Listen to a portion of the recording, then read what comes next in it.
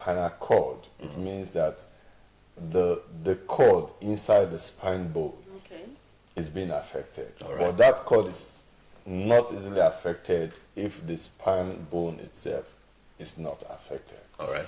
How massive it is, or it will be, is that it leads to paralysis, it leads to infertility. Oh.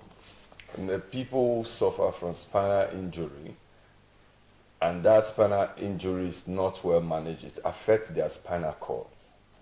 And the spinal cord is responsible for sending signals to almost all the parts of the body, almost all the vital parts of the body, most especially the lower extremity. And once that cord is affected within the spine bone, the person tends to lose his limb, lose your hands, or probably never have opportunity to stand again. Okay, first things first, what is spinal injury and where is the spine? Okay. For those who do not know.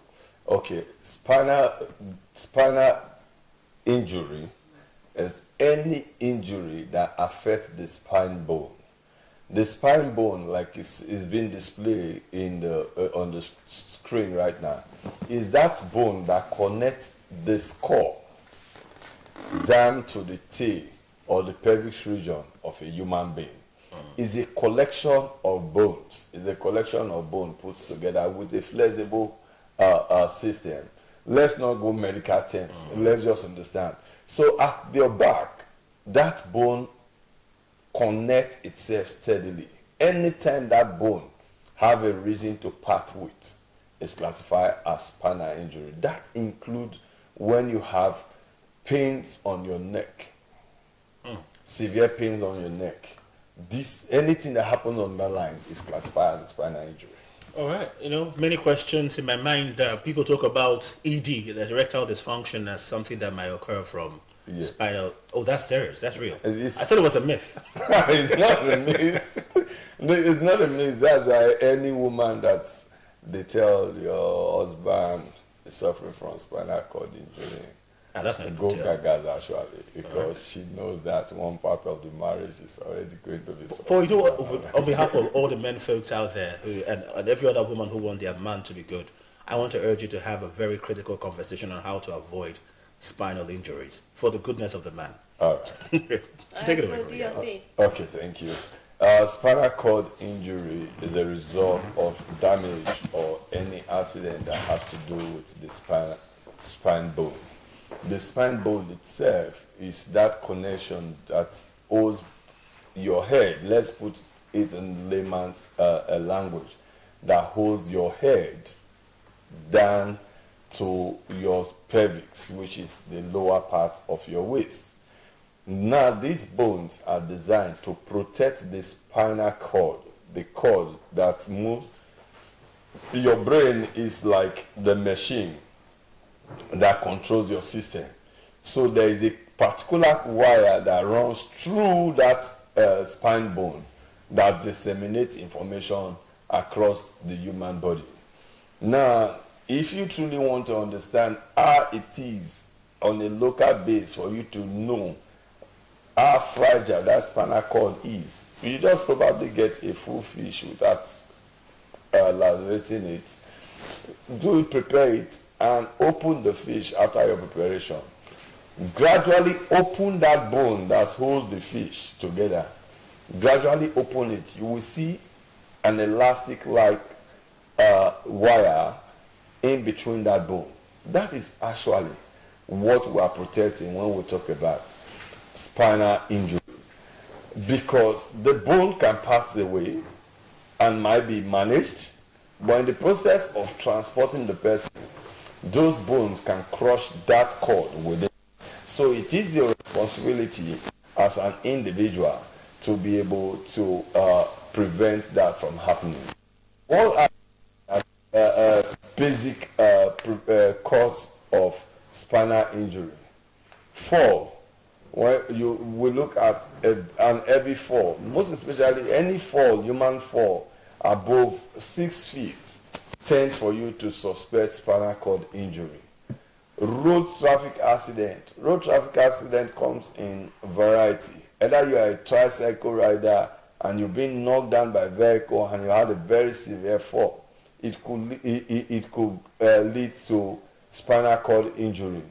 Are you driving a car without, are you driving your car without your seat belt? Definitely when accident occur, you are standing a 90% chance of suffering from spinal cord injury. Are you that one who walks into the mall, and you see an instruction that says a wet floor, and you keep running because probably you think the mall is going to close in the next 5 minutes? It could cause spinal cord injury. Are you walking overhead?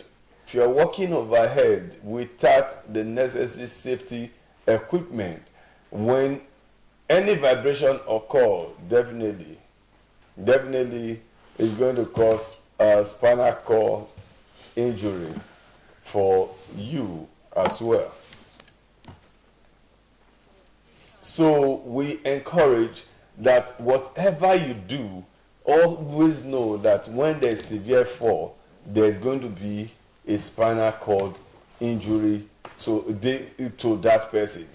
And now, how do you know that somebody is suffering from spinal cord injury? One, you need to understand the mechanism of the accident. What do we call mechanism of accident? As a layman, being that I've understood that when somebody falls from an height which is over 6 feet above, or somebody is running and they slip, and the person slip and fall, it depends on the angle you see the person. You should be able to understand that that mechanism of fall could have inflicted spinal injury on that person.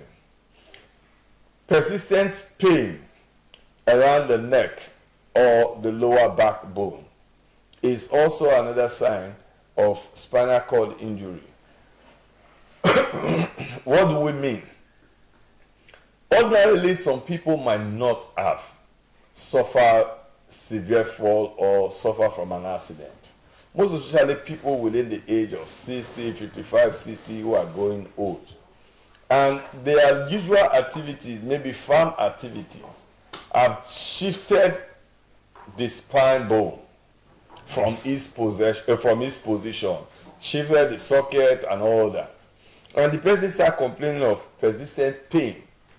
It could be considered, it should be considered as a spinal injury which is being developed. Muscular weakness. Muscular weakness means that the person starts developing weakness within the muscle. As you develop that back pain, it shows that any little thing you do, you feel weak. After standing for like 2-3 minutes, your muscles, your backbone muscles, start feeling weak. That is also a sign of spinal injury. And the final one is total paralysis. Total paralysis means, have you been to an accident scene and you see somebody, you talk to the person, he looks at you, but the person will not be able to move an inch, the major part of his body. All the person is signaling to you is either looking at you on his eyes or movement in the person's finger. That is the full sign that the person has suffered from spinal injury. How do you prevent spinal injury before we look at how you manage spinal injury? The word says prevention is better than cure. Prevention is better than cure. For you to prevent spinal injury, the popular one says that you need to put on your seat belt at all time. Put on your seat belt at all time when you're driving. When you are as a passenger, immediately you enter the car, put on your seat belt. Because any sudden motion in the vehicle could give you spinal injury. 2, avoid slippery floor. Avoid wet floor. Avoid running on a floor that could slip you. Avoid using a tiles that is non-sticky in your house. What do we mean is this? If you go to the mall and you see people cleaning, or you get to your office and people are cleaning, and you see an inscription, a yellow inscription like this. It says wet floor. What it means is that the floor is wet and you should not move unguided in such an area. If you move unguided or probably you run, you could just sustain spinal injury. So when you see caution, wet floor, avoid it. So if you are the owner of a facility, please ensure that you create warning at every given time to avoid a fall. If you have a staircase, there's no harm for you to have reflectors on your staircase. Use the right equipment when you're walking above air. If you're going to walk in your house, do you have the right domestic ladder?